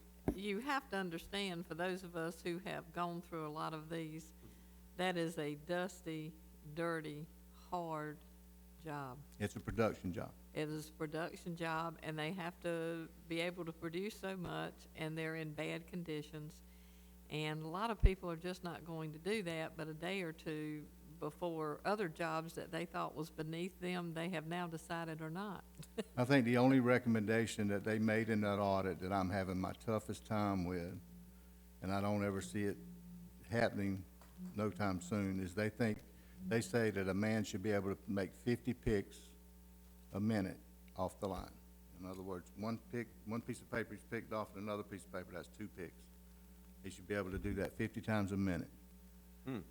In time you get somebody trained, they gone For what length of time do they expect? all day. For 8 hours? What's the odds on that happening? My current people's average, I've got, and then you gotta realize, I've got people doing 75 picks a minute. And I've got some people out there that doing 10. You know? But time you get somebody that's there and get them explain to what you want, they leave. And that is the biggest aggravation there. It is a daily. And as long as you ain't got a stable work, I found this out in every business I'm in, the more stable your workforce is, the more productive they are. Right. And I have no stability out there, absolutely. But it's part of life, and we move on. Yes, sir. The $70,000, is that, I've heard that the equipment and material, equipment cost, sometimes as explained as, well, we had to do that anyway, we just did it a little bit early. And sometimes it's actual statement, well, we had to upgrade that on account of the Charleston material. How would you classify that $70,000 increase? 70,000 is expected what we may need next year to maintain the equipment. We had 180,000 in this year's budget to replace those belts and things that I'm assuming you're talking about it. We had to do put on there. That was in the $180,000 budget number. But now we're going to 250. Yeah, we feel like that as the equipment, we use the equipment, we need to maintain it so that when this deal's over with, our equipment's still in good shape. I'm trying to figure out, are you saying that we've increased the material we're running through by a factor of 3, we just wearing it out faster and it's gonna cost more? Or are you saying what I've heard in the past, well, we were gonna have to do that anyway, we might as well do it now as later? No, I mean, some of this right here is due to the increase in material that we're processing through it. There's Thank certain things such as your disc and your V-screen wear out quicker. Your rubber disc and that big V-screen that you've seen out there, it wears out quicker. There's certain things that wear out, and the more material you run through it, it's just part of doing business. That makes sense, and thank you very much. I think your answer is both. I'm sorry, what? I think your answer is both. Some of Some each. had to be done, and some Well- is more equipment, just like the screens and the rubber tip starters. I mean, it's, more material, more stuff that gets wrapped around them, it's more maintenance. Wear and tear. Yeah. That's understandable. Thank you. There's just certain portions of the equipment that is made to wear out based on the volumes going through it, and it just wears out. Have you got any more temporary utility poles in there lately? Hadn't had none of Yeah, them. we've had a bunch of wire. If you need batteries and cable, tires. cable TV cords, we got plenty of cable TV cords. We can get. Must not be any copper in it. Huh? Mm-mm. You're right. I'm getting off subject. Mike, would it be easier, I'm sure it would, I don't know if it'd be cost effective for someone to be on the floor? I know that the wires and TV cords and, garden hoses that you got a lot from, is there any way someone could be on that floor picking some of that out before it actually gets put into the actual equipment so that you don't have it do some of the bad things to the equipment as much? Well, or would- basically what it does when it gets into equipment, we pick it out with if we get a large water hose or something, the equipment operator pull it out, but that's what's supposed to happen in the pre-sort. Okay, But my problem in the pre-sort is when you got a new guy standing there 3 days out of 4, and you're training him, it gets through. yeah, okay, it does. that. You can't, if you can't, the pre-sort is the most important room in the whole place. And if you got a cable in there and it gets through there, what it does is when it goes into those cardboard screens and there's new screens, it shuts it down. It just faults the system out. That's downtime. And the way we look at downtime, for every downtime we're down, we're not processing 11 tons. Right. I also noticed that at Wilmington and in Charleston, everyone agreed on one thing: plastic bags ruin the equipment. It They gives ruin us the bearings. downtime. It costs hundreds of thousands of dollars on the equipment and downtime to deal with plastic bags in our equipment, We spend 2 hours a day cutting plastic bags out of the out of the equipment. equipment. Both of these meetings that we went to, I don't know of too many meetings that I walked in and sat down, where people were giving a presentation and had it on the board that they didn't have a picture of their equipment with plastic bags, not only what they had to do with downtime and the cost and what it did to it, but safety factors and how many more people got hurt having to deal with that.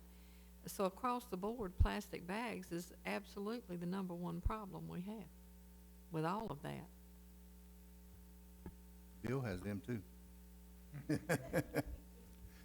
There was talk earlier of having good understanding, to talk with Charleston about, for them to, in other words, they got 23 drop-off points, and who knows what goes in there, and then they're doing roadside or curbside cycling, and not everybody cooperates like they should on that, and we would talk to Charleston, and they said, Danny, if I understood correctly, that when it got to the tipping floor, they were gonna do a better job of pre-sorting. And are you finding that Charleston is delivering a little less contaminated material? It goes up and down. We had the bad week last week. I sent them an email that undoubtedly the people at the MRF wasn't doing as good as they were the prior week, and they adjust as possible. It's when you're working with a workforce. The best thing that they're saying they're doing is they're getting ready to release a campaign countywide to try to educate people on what can and cannot go in the facilities. Have they started their new plan that you know of? It's my understanding the council's give them the go-ahead to start process. I think they've got bids, proposals in, and it's my understanding they've told the administrator to get started. I know up in Wilmington, we were gonna tour their recycling facility, and he said, well, over yonder, see that concrete slab? That's where we're gonna build it.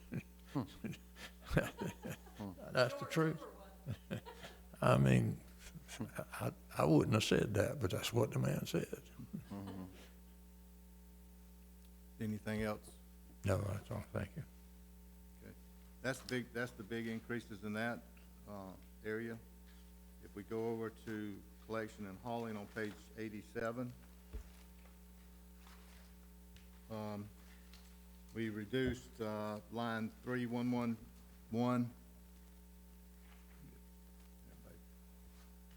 All right. Which is our container maintenance. We reduced it by 10,000 this year, from 70 to 60. Over on page 88, up under materials and supplies for office paper, we had an increase of $1,500, and that was for more containers for our office paper program. Our fuel and lubricants, because of the price of fuel, we lowered it by 50,000, up under 3120. And if you'll notice, our depreciation has increased, and that's related to a new vehicle. And that's pretty much it there. We, overall budget is down about $30,000, about $32,000 for that department. Mike, on that, maintenance of the containers, is that just plain old iron work? I mean, you gotta cut out what's bent up, put back in new sheet metal or what? Cut what rusted out, put a new bottom in, paint them, put lids on them, get them ready to go back out. On page 88, would you explain the business and travel expense? Business and travel expenses would have been any time we go to seminars or things on that nature. Keep our certifications up, they come out of those. Anything related to any travel that we do, conferences that we go to, any of that. That's for the staff. Yes. What is that line item, 3125? 1415 is the one she's talking about. It went from $2,000 to $3,000. You know, we have, all of us have certifications that we're recycling certification managers, landfill manager certifications, and classes and stuff we have to take, and that's all a part of that. Actually, that wasn't what I was asking Oh, about. Down okay. at the bottom of it, business and travel, 257,500. Oh, Is that- that an addition of a lot? That's the Subtotal of subtotal. everything that you're doing there? Okay. That's what I was looking at. That's too. all the business. In business and travel, you got all your traveling memberships, fuels. Your fuel's part of that, your tires. All that's what they call business and travel. Okay, because I was looking at that and I was Yeah. thinking, you guys are doing an awful lot of traveling. That's what No, you're no. doing. You total all from 1415 all the way up through 3125. That That's makes what they more call sense. business and travel. That makes more So sense. tires is in business and travel, and fuel.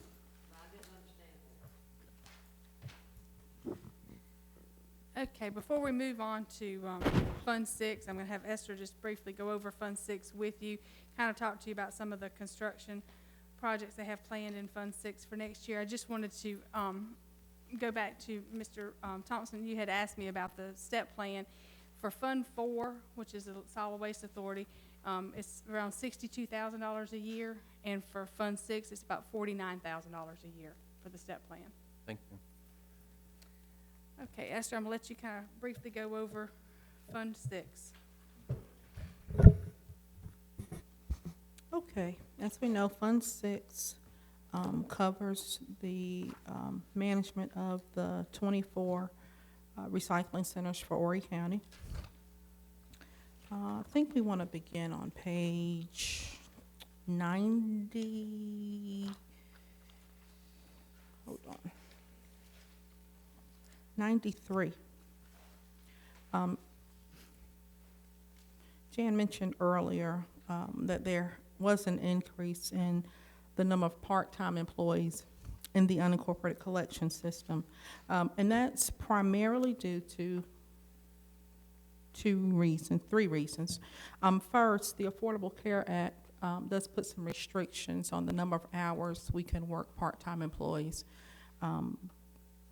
So in order to maintain that level, we needed to hire additional staff people. So that's the significant increase, a reason for the increase. Also, this year we made changes to the personnel policy, which requires our full-time employees to take 64 hours vacation time a year as opposed to 40. So we needed some additional staff, part-time staff, to help cover the additional hours and vacation being taken. And then thirdly, we have 4 recycling centers that have bulk waste compactor containers. And whenever, and this has been a learning process with bulk waste containers, but whenever we have a container such as that at a site, we need to, at most times, have a staff person managing and maintaining that container. It needs someone there to kind of monitor what's going in, to ensure it's not being overloaded, to ensure our customers aren't getting themselves in any harm's way or anything like that. So there was a few added to make sure we have coverage at those centers as we should. So that would be the increase in the number of part-time employees. Okay, Esther, Yes, ma'am. what does the Affordable Care Act have to do with that, how much we can work our employees?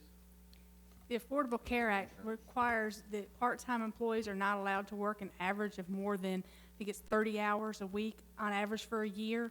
If they do, we have to offer them benefits. We have to offer them health insurance benefits. And so we're requiring them to maintain it at 28 hours on average a week. What they have to do, we have to monitor it every week. Nanette has a spreadsheet where she has to key in the hours that each employee works. And like I said, you have to do this ongoing, like I said, continuously, and make sure that at the end of the year, their average is below that 30 hours, because if it's over, we have to offer them benefits. Oh, good, we don't need to get into No, more ma'am. benefits, thank you. Yeah, that's called a Walmart plan. Don't let nobody get no insurance. Okay.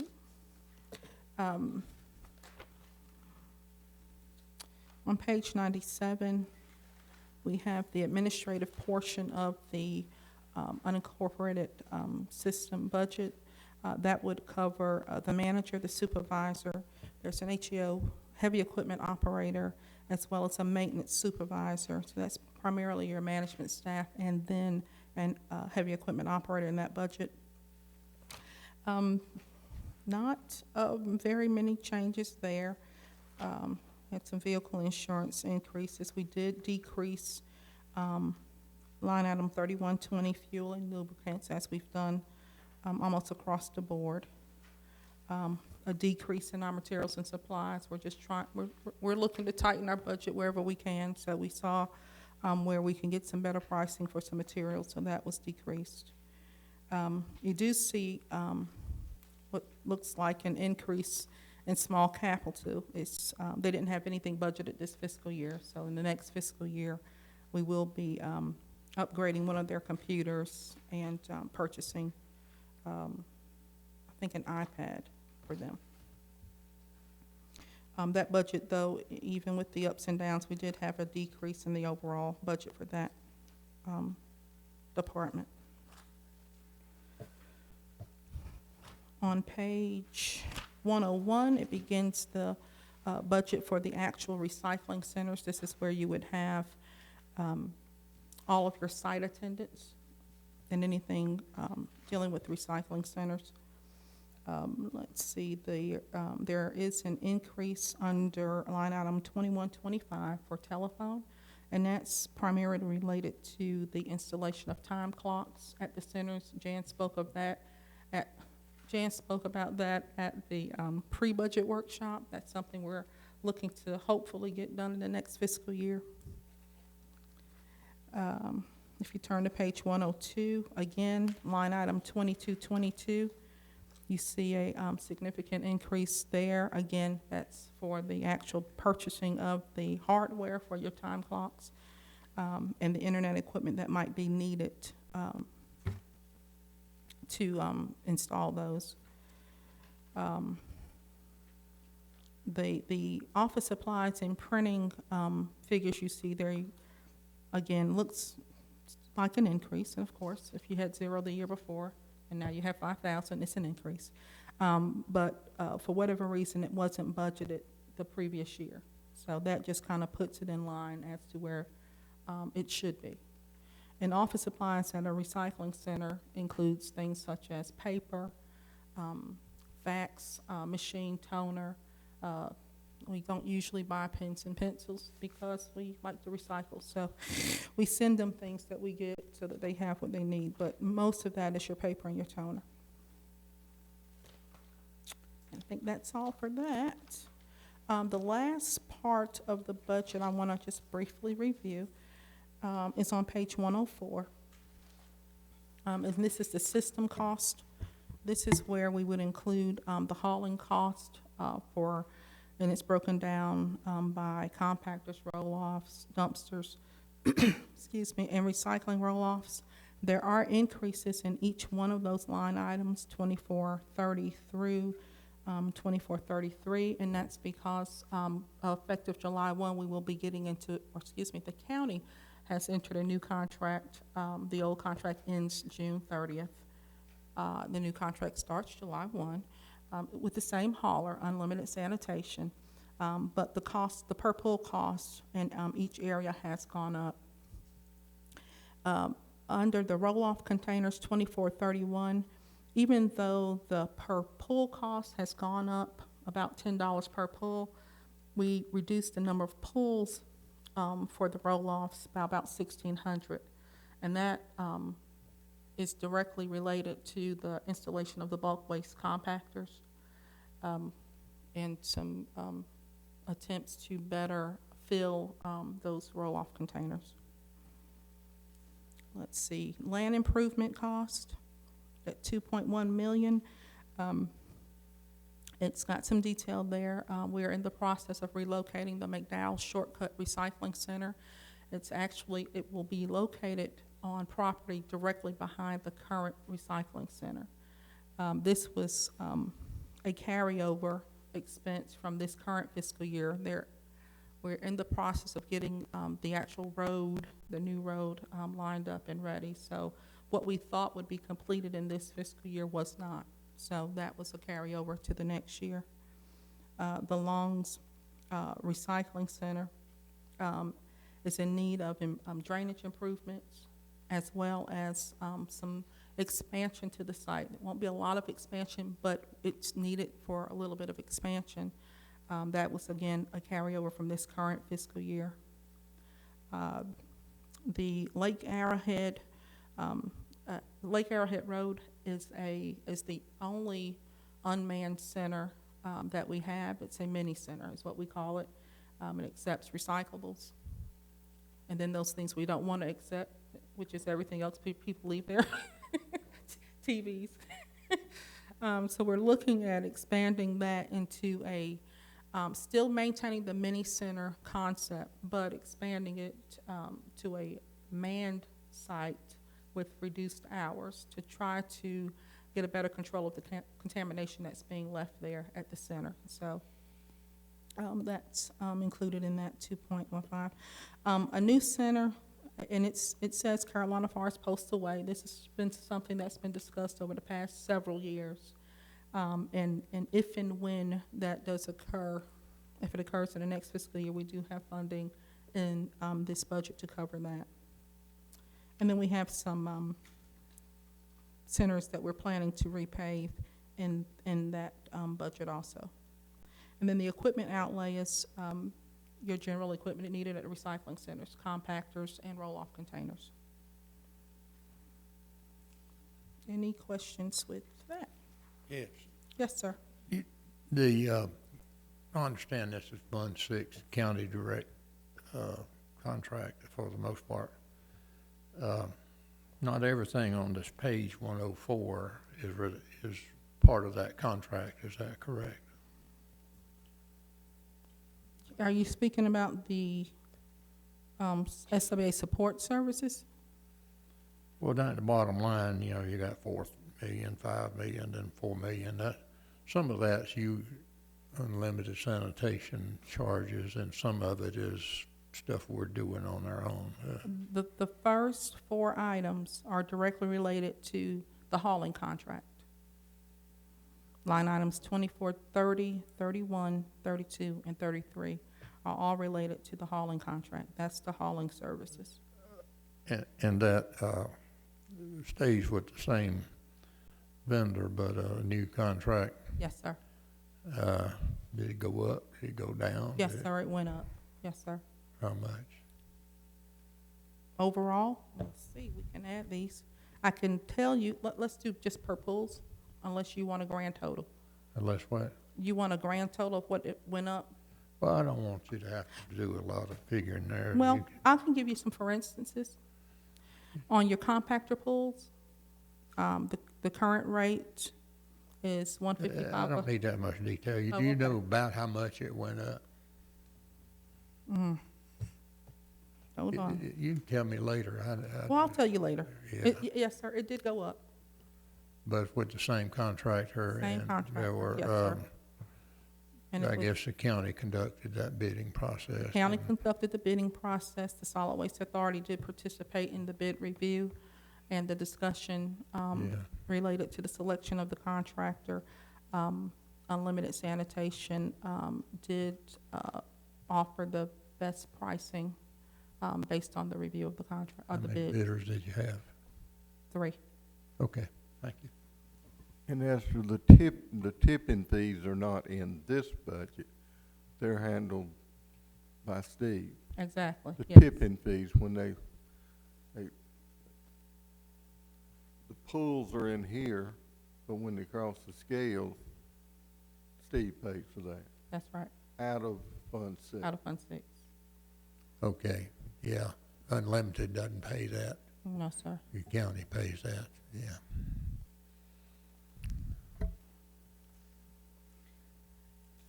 Okay, no more questions for Esther? All right, I'm just gonna briefly kind of take a look at the capital budget. If you turn to page 5, that's FY 17. This is the year that we're going into. The main thing I just kind of wanted to point out on here, there's a lot of carryover items. You'll see next to it where we've written in carryover from FY 16, or some say carryover from FY 13 or even 14. Just to, let you know, the staff is taking a look at things every year. If it's something that they can put off to the next year from purchasing, they do. And as you see, that continues to happen each year. So they are carefully reviewing everything and looking at them. You'll see next to each line item, there is a funding source listed by letter. If you look on page 6 gives you a breakout of what that funding source is. Anything with the letter A comes from our equipment replacement fund. That's that designated fund that we have money put aside to replace equipment. Anything with the letter B is for our closure, and as you can see, we don't have anything budgeted. FY 17 will be coming out of our closure. Letter C is the designated construction and development. That's that general construction development account, one for infrastructure. Right, that we took that $400,000 out, a little over $400,000 out this year to balance our budget. We also have another $187,000 in FY 17 that we have budgeted to come out for 3 line items. Green Sea property delineation, power to operate a 3-phase leachate pump, and a clean wood pad. Letter D is for our future landfill construction. That's $210,000. You can see that that's a leachate wastewater treatment facility. That's something that each year we carry over. That's something that Stephanie Todd, like I said, every year she has to put that in the budget. Not necessarily something that we may do next year. However, we need a budget for it because there may come the year that we have to do it. So you can see that's a carryover from FY 2006. And then, of course, line item E, anything with the letter E, it comes from our unrestricted cash funds. And of course, those are the items we've talked to you about before that we're only able to purchase if funds are available each quarter when I do the quarterly transfer. As you can see, of course, that continues to grow and grow and grow as we are not able to make those purchases and do those things. We try to carry over those that are necessary for the next year. So that's our capital budget. Like I said, also showing where the funding's coming from for that.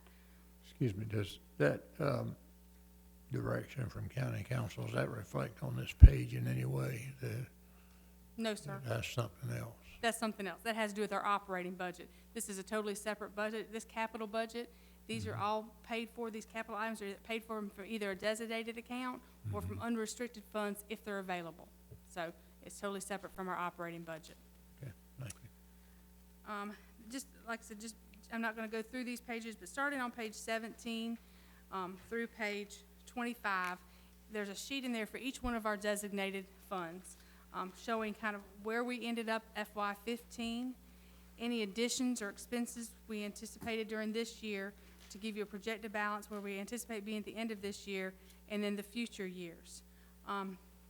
One that I'd really like to call your attention to, of course, is page 19. That's our future landfill construction. Of course, we have the piggyback construction project going on now. We had it budgeted at $10 million in FY16. I know that it's come in less than that. So, of course, as you can see, we anticipate it being in a negative at the end of this year, which we knew when we started this that we may have to transfer some funds from post-closure to cover that account. But also, you can see with not putting any funds aside next year, we anticipate it still being at a negative at the end of FY17 of $271,000. The other one I'd like to kind of take a look at, just to update you on as well, is on page 22. This is the one where it's, like I mentioned to you, it's just our general landfill construction, where we have infrastructure or anything like that. As you can see, where we anticipate being at the end of this year is $522,000, and the end of next year down to $335,000.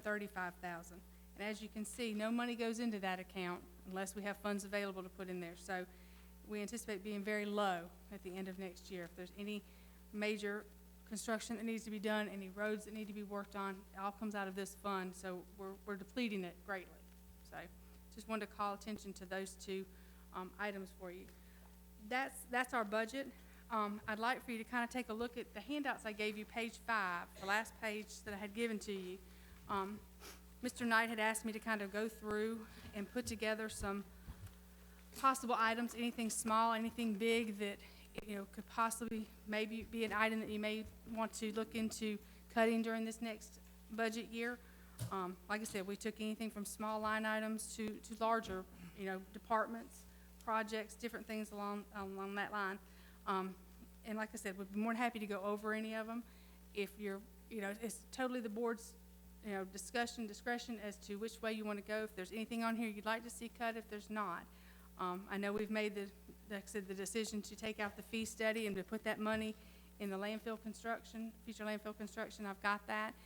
We do have a balanced budget at this time, but you know, if there's anything here, like Mr. Knight mentioned, that you would like to see cut or reduced, we could add that money also to the future landfill construction account.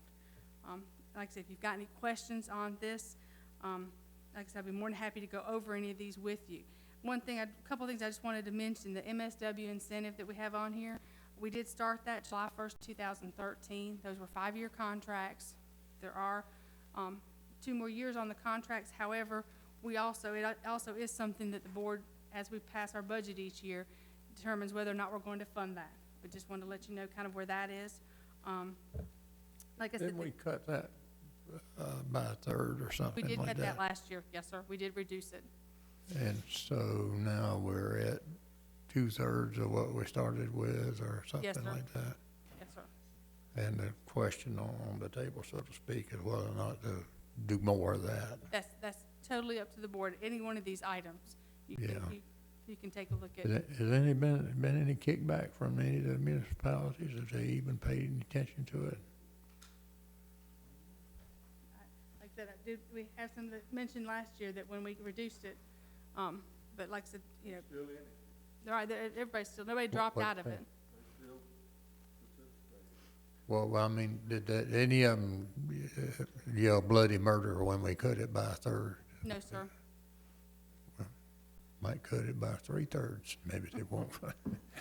I thought, but thank you. Would you explain the contingency, $224,663? Yes, ma'am. That's the one that I mentioned to you. That is our emergency fund. That's the amount that we budget each year for, like I said, for, you know, if anything major were to happen during the year, it's the one that we can go to with Danny's approval to pull some funds to cover for anything that maybe comes up during the year. That would be the one that I mentioned to you that will probably last on my list because it's our only option, you know, that within our operating budget to go to without having to pull from one of our designated accounts. A lot of times we'll go to the board if we bought a piece of equipment and there's not enough money, we didn't budget enough money to buy it with, we'll ask to take it out of that contingency account. How do you follow the collection and hauling program? It's 900 in expenses, but then you do some stuff underneath that. Yes. Explain that. Their budget this year was $945,794. That's what their budget amount was. We budget $250,000 in revenue for the container rental.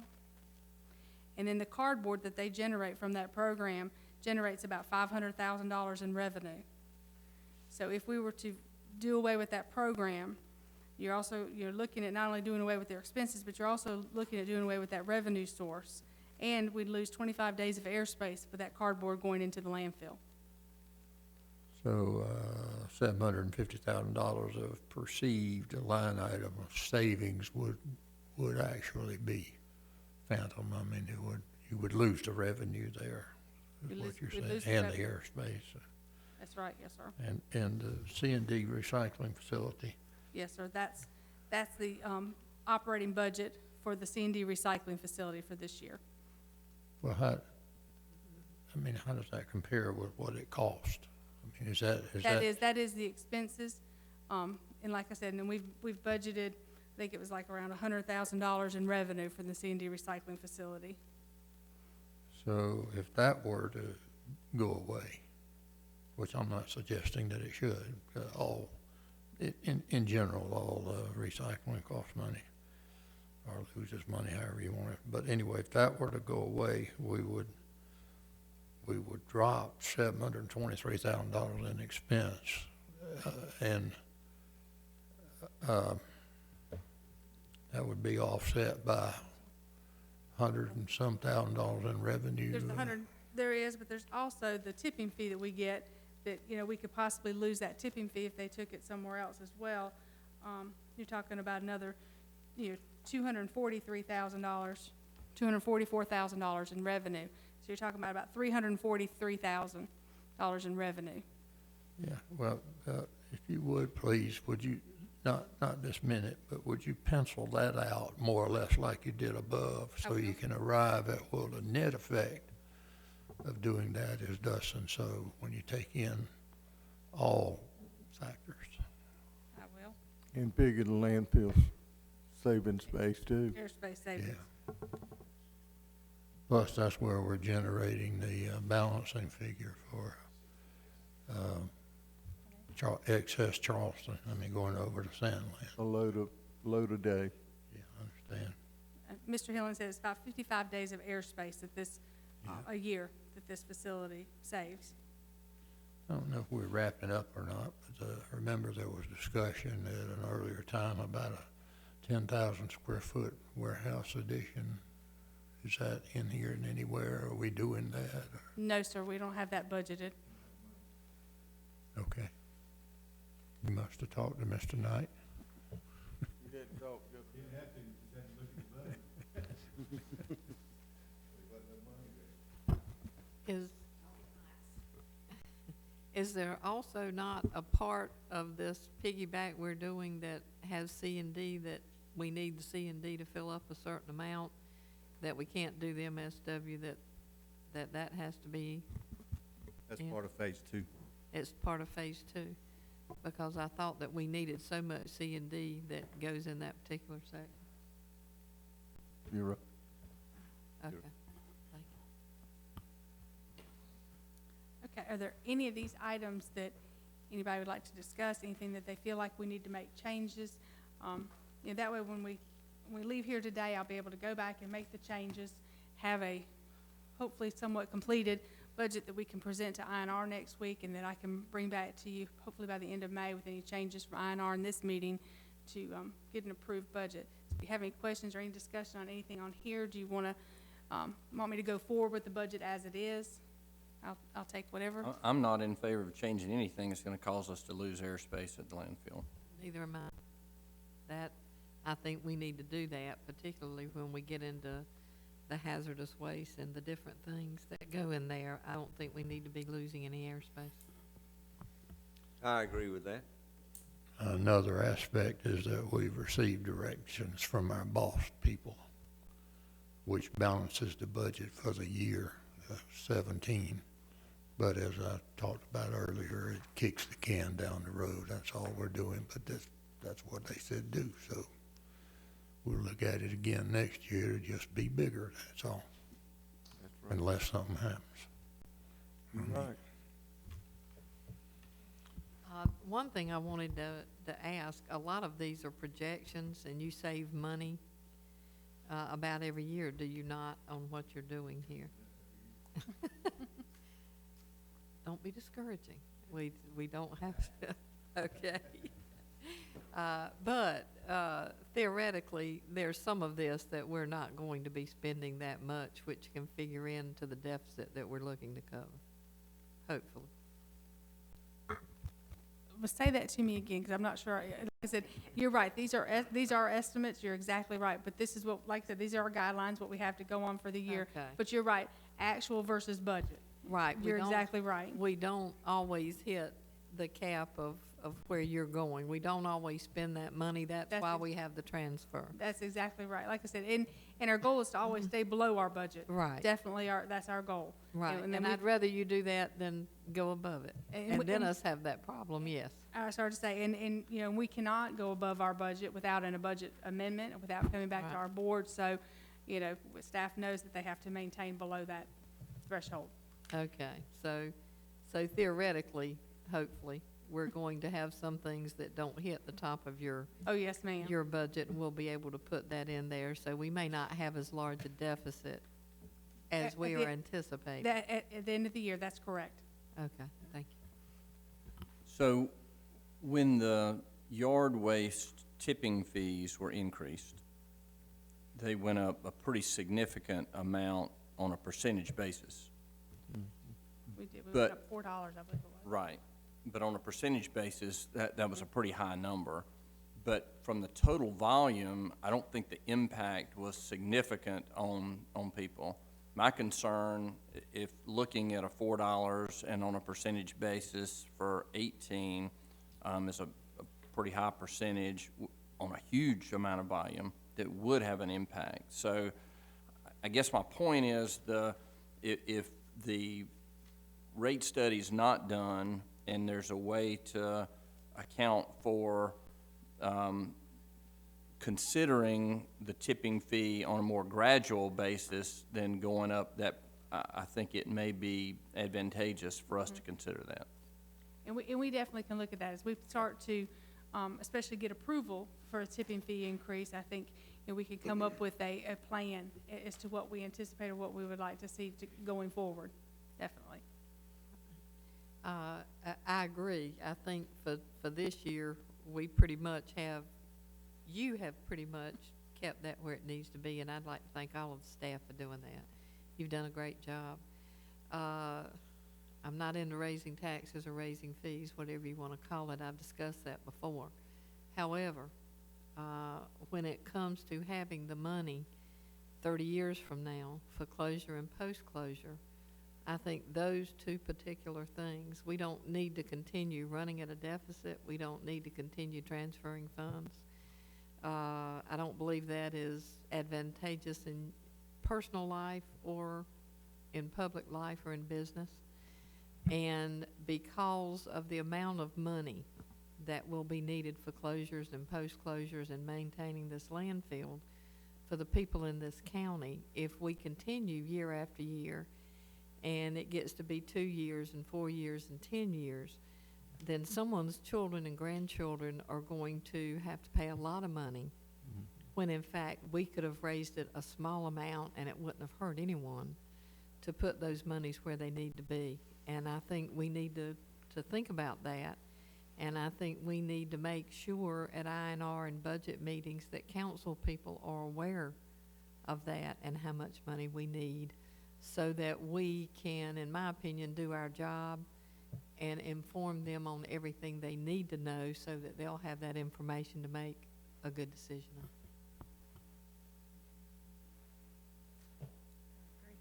Well, thank you. And, sure. I just wanted to correct this before we got out of here.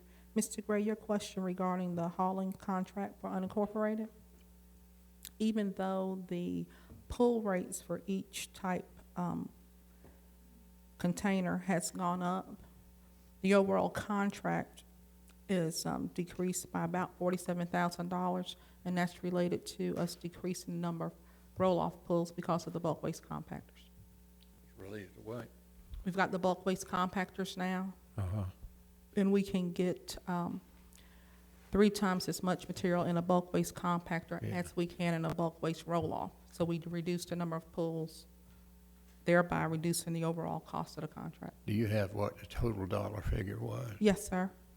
The total dollar for fiscal year 17, starting July 1, would be $2,620,450. 2.6 for 5 years? Yes, sir. Each year, that would be the rate. Well, I mean, how many years is the Depending contract? upon fuel, because there is a contingency in there for But those. how many years are, That's a 5-year contract. yeah. I'd like to thank the staff for all the hard work in a very difficult environment to closely scrutinize the cost and ensure that we could get a balanced budget, and also thank the board members for your conscientious consideration on trying to help provide guidance and leadership. So I think that under the circumstances that it was successful, and I think you have the direction now you need to move forward. Unless there's any other comments or suggestions about changes off of that page 5 from anybody. It's not related to that, but I have our next meeting is April 26th at 3 o'clock. Is that correct? Yes, sir, that's the board meeting. And then there's an INR meeting and a county council meeting. INR next Thursday at 9. Yeah, that's, show up if you dare, you don't have to go. And, then the county itself looks at its budget. Are they going on retreat this year, Danny? The 28th here? Yeah, so there's a lot of meshing of gears that's gonna happen, here. And then it's gonna be interesting to see how you come out, Mr. Gosnell. Anything else from staff? No, sir, thank you. Anything else from the board? Okay, well, I will accept the motion to adjourn. Second. We'll stand adjourned. Thank you very much. Thanks, everybody. Y'all have a good evening. Good work. Thank you, sir.